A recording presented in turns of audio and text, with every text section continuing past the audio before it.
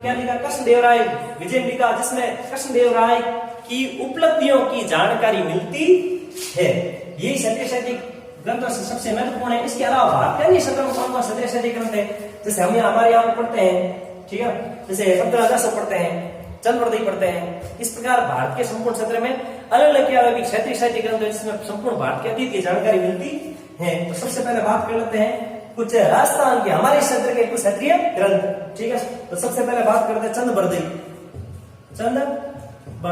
चंद्रवरदायी कौन सा लिखा भाई ग्रंथ? पृथ्वीराज रासो। पृथ्वीराज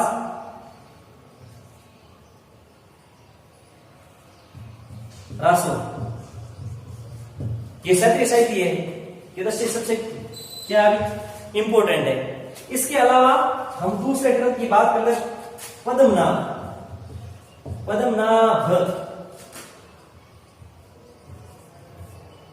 पद्मनाभ का जो ग्रंथ है वह कानड़देव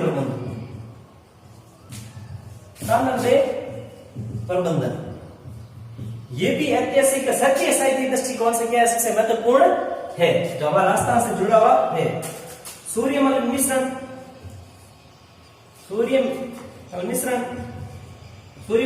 इसका है वंश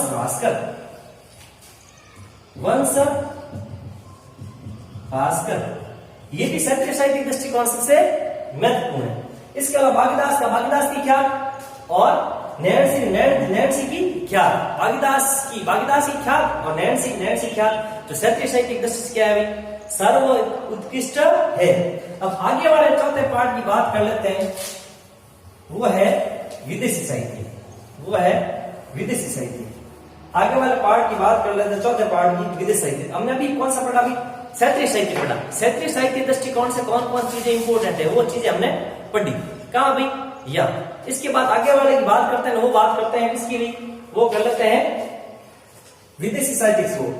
विदेशी साहित्य का स्रोत सबसे इंपोर्टेंट है कि भारत के बाहर से भी कुछ लोग आए जिन्होंने इस प्रकार के साहित्य ग्रंथ लिखे जिसमें संपूर्ण प्राचीन भारतीय वैभवपूर्ण अतीत की जानकारी मिलती है।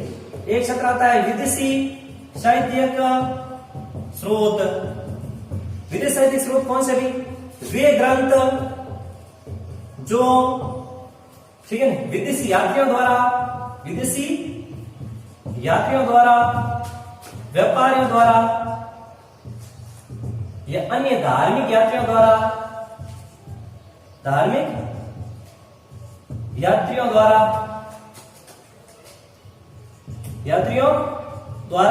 लिखे गए हैं, जो प्राचीन भारत में बाहर से भारत में आए और भारतीय संस्कृति को आराम से जाना पहचाना और अपनी भाषा में ग्रंथ लिख दिए, वापस कहां लगे? अन्य क्षेत्रों में लगे।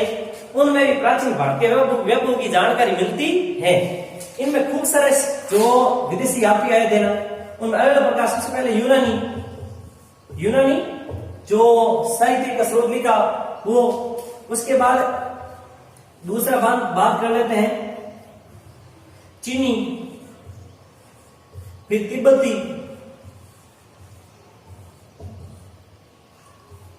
फिर अरबी। खूब सारे यात्री जिन्होंने यात्रा वृत्तांत लिखा यानी ग्रंथ लिखे और अपने देशों में लगे, उनमें प्राचीन भारतीय जानकारी मिलती है। कैसे?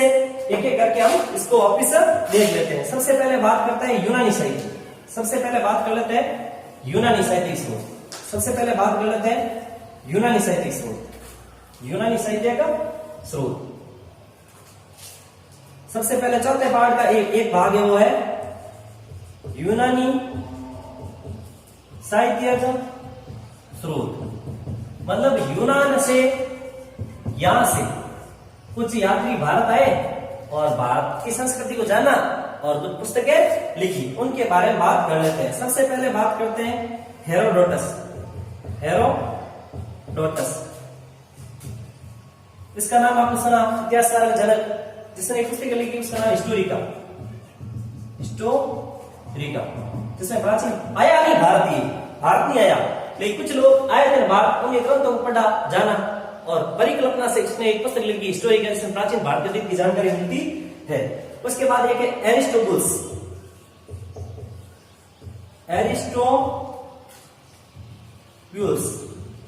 एरिस्टोब्यूलस एरिस्टोबुलस, ये सबसे इंपॉर्टेंट है एरिस्टोबुलस।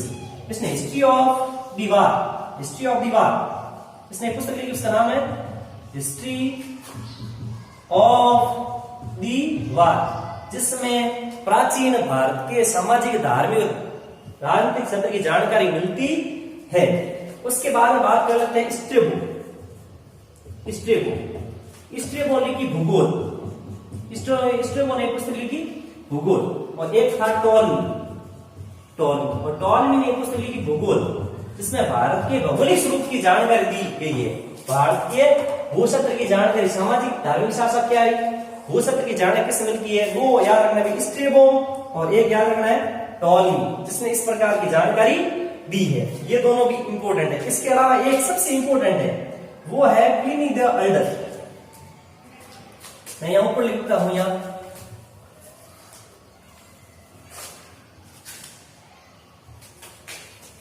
एक बार ये देख लो वापस, हेरोडोटस हिस्ट्री का, Aristobulus history of the war, Strabo भूगोल, और टॉलमी भूगोल। उसके बाद है उसका नाम प्लिनी द एल्डर। यहां लिख देता हूं मैं Pliny the Elder, Pliny the Elder. Pliny Elder is natural history, natural history. ये पुस्तक भी इंपॉर्टेंट है।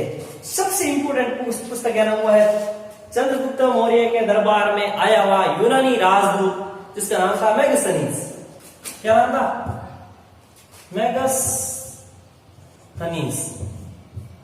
मैगस्थनीज की पुस्तक है इंडिका। सबसे इंपॉर्टेंट ये है, इसमें मौर्य साम्राज्य, उस समय समाज, धार्मिक, आर्थिक स्थिति की जानकारी मिलती है, यूनानी और भारतीयों के संबंधों की जानकारी भी मिलती है। किस मिलती है भाई? इंडिका। किसमें भी? इंडिका पुस्तक किसने लिखी? मैगस्थनीज कौन था? चंद्रगुप्त मौर्य के दरबार आया हुआ राजदूत था, जो सेल्यूकस के माध्यम से आया हुआ। यहाँ पर क्या था भाई? सेल्यूकस राजदूत जो चंद्रगुप्त मौर्य के दरबार में आया था। कहां से भी? यूनान से। तो ये किसकी बात होगी? यूनानी साहित्य स्रोतों की होगी। इसके अलावा खूब सारे है, निरियाकस है, टेरियस है, खूब सारे ऐसे इतिहासकार जो कहां है भी लेखक, जो यात्री भारत आए, उन्होंने क्या किया? खूब सारी पुस्तक लिखी है। हमको याद क्या रखना? ये रखना हेरोडोटस हिस्ट्री का, एरिस्टोबुलस हिस्ट्री ऑफ द वार, उसका स्ट्रेबो भूगोल, और टॉलमी भूगोल, और उसके बाद में Pliny the Elder natural history, और मैगस्थनीज की इंडिका। ये सब इंपॉर्टेंट, सबसे इंपॉर्टेंट आईएमपी है, तो समय की जानकारी मिलती है। ये किसकी बात होगी? यूनानी साहित्य में। इसकी भी यूनानी साहित्य की जानकारी हो गई। उसके बाद में बात कर लेते हैं आगे वाले टॉपिक या एक पुस्तक और इसकी बात कर लेते हैं, Periplus of the Erythraeans. Periplus of the, इसका नाम है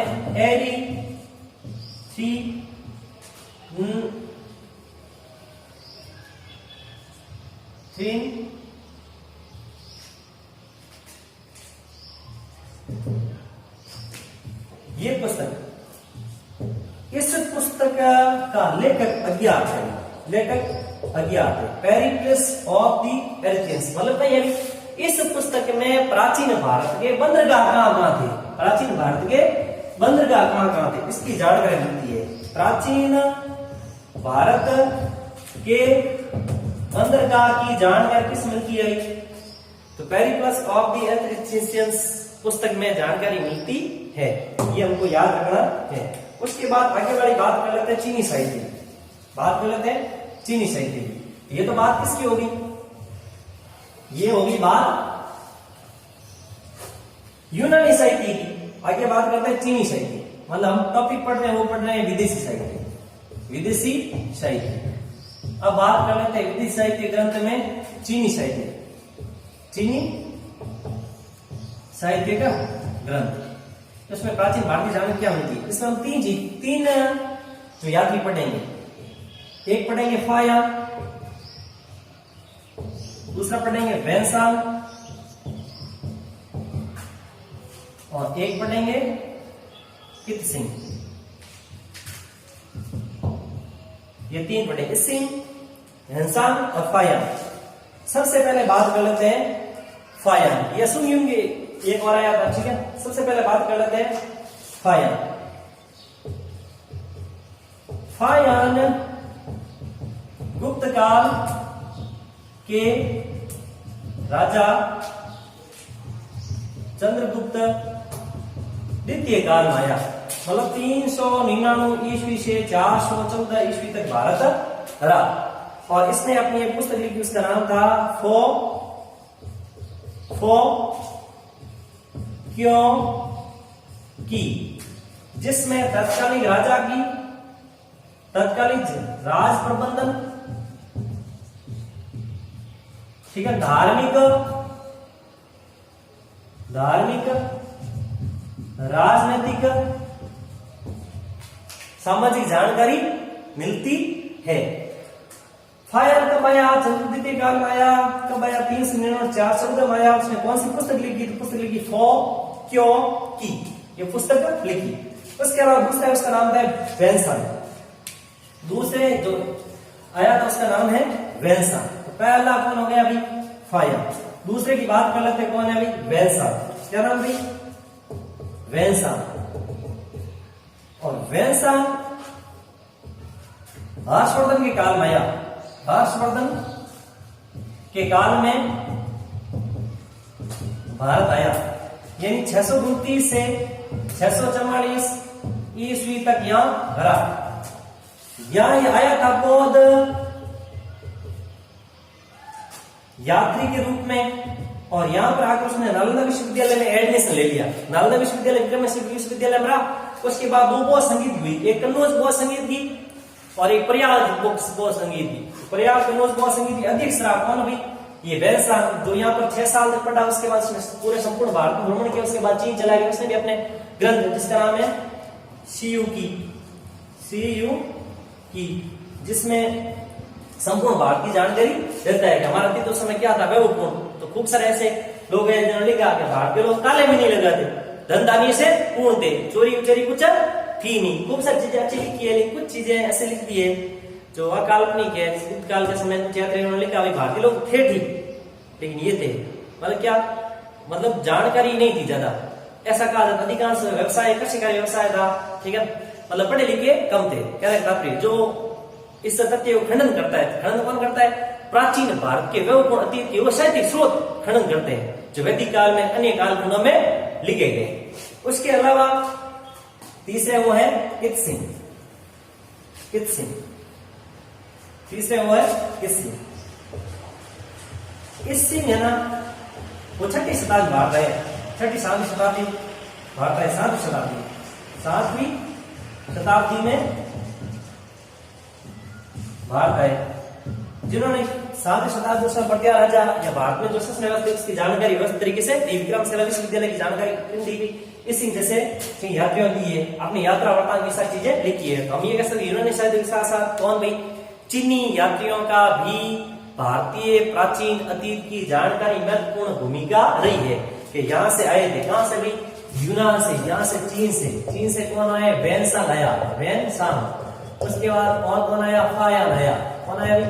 फायान। और कौन आया? कित्सिंग आया। कौन भाई? कित्सिंग। और इससे किसके साथ? कित्सिंग के साथ और कौन आया? ठीक है, सुंगयुंग आया, सुंगयुंग। इस प्रकार बहुत सारे ऐसे जो यात्री है, धार्मिक यात्री है, व्यापारी जो भारत आए, उन्होंने क्या है? भारतीय संस्कृति जाना और कुछ ग्रंथ लिखे। उसके बाद हम बात कर लेते हैं तिब्बती साहित्य। बात कर लेते हैं तिब्बती साहित्य, जो धार्मिक जानकारी देता है। तिब्बती साहित्य में बात कर लेते हैं तिब्बती साहित्य। तिब्बती साहित्य में जो महत्वपूर्ण भूमिका रही है वो रही है तारानाथ। किसकी भी? तारानाथ, याद रहेगा। और तारानाथ द्वारा एक रचित ग्रंथ है कंग्यूर और तंग्यूर। इन कंग्यूर ग्रंथ में जो हमारे यहाँ पास में सतह पड़ता है तिब्बत, या फिर तारानाथ जी है भारत में, उन्होंने भारतीय जो अतीत के बारे में जानकारी दी है।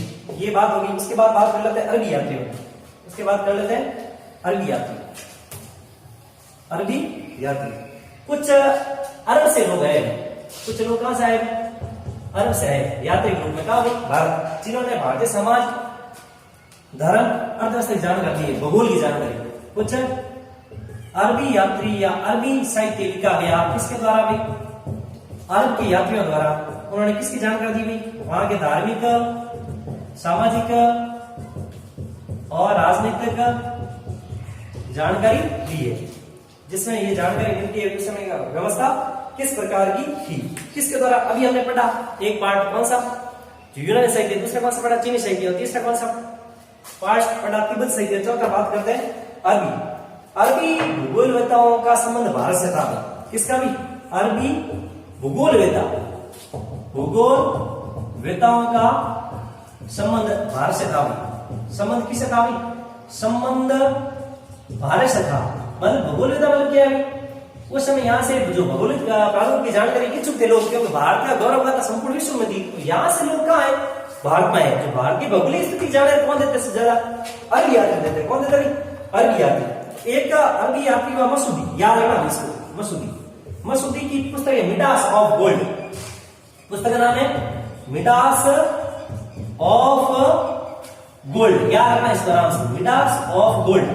मिडास ऑफ गोल्ड में किसकी जानकारी मिलती है, तो मिडास ऑफ गोल्ड में जानकारी मिलती है भारत का राज्य, भारत का क्षेत्र है ना, वो राज्य क्षेत्र है ना, भारत का जो क्षेत्र है, ठीक है, राज्य क्षेत्र और समुद्र दोनों में था, समुद्र दोनों में था। मतलब कैसे है कि भारत का जो क्षेत्र है ये जमीन के ऊपर, ये राज्य क्षेत्र भूभाग का क्षेत्र भूभाग से लगता है, और भूभाग का क्षेत्र, ठीक है ना, किससे लगता है, समुद्र से लगता है। अंडमान निकोबार द्वीप समूह है, सील द्वीप है, ठीक है, यावा द्वीप है, जिसको हम इसको जम्बू द्वीप बोलते हैं, इसको बोलते हैं द्वीपांध्र। ये क्या है, जम्बू द्वीप, और ये क्या है, द्वीपांध्र। इसका मतलब क्या है, भारतीय जमीन, समुद्र और दोनों जगह थी। ये जानकारी किसने दी है, ये जानकारी दी है मसूदी। उसके अलावा दूसरे की बात करते हैं वो सिंध। सिंध की जानकारी कौन देता है, चचनामा।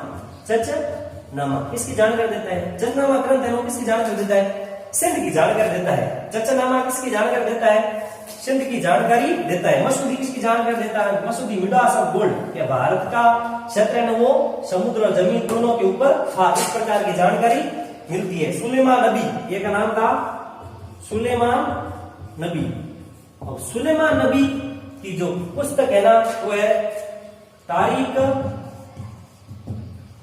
उल हिंद, तारीख उल हिंद, यह सिलसिला तारीख पुस्तक का नाम है, ये अंदरूनी के भी सिलसिला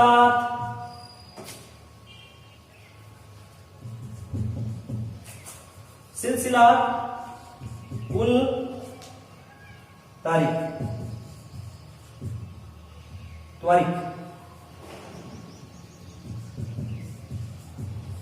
जिस उस समय के समाज, तत्कालीन भूगोल और धर्म की जानकारी मिलती है।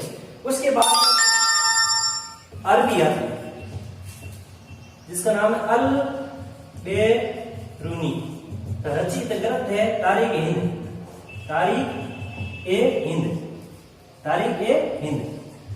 ये बंदा था ना अल-बरूनी, ठीक है, कौन भी, अल-बरूनी, अरबी यात्री था अल-बरूनी। इसकी जो पुस्तक थी ना उसका नाम था तारीख ए हिंद। ये भारत आया, भारत में रहा, संस्कृत भाषा सीखी और इस ग्रंथ को परिवर्तन किया, तारीख उल हिंद किया, और इसमें संपूर्ण भारत के समाज अर्थव्यवस्था की जानकारी मिलती है। इस प्रकार हम कह सकते हैं क्षेत्रीय साहित्य में भूमिका रही है इसकी भी प्राचीन भारत के अतीत की जानकारी में। तो इसको आराम से देखना। उसके बाद में हम आगे वाले टॉपिक पढ़ेंगे, वो पढ़ेंगे वंशावली वगैरह पढ़ेंगे। उसके बाद में जो हम पुरातात्विक स्रोतों को आराम से पढ़ेंगे, तो आराम से इसको देखना है। और प्रत्येक जो पार्ट आएगा वो यूट्यूब पे अपलोड किया जाएगा, तो इसको आराम से देखना, लाइक करना चैनल को और सब्सक्राइब करना और सदस्यता ले लेना, ताकि आगे आने वाला वीडियो आप तक आराम से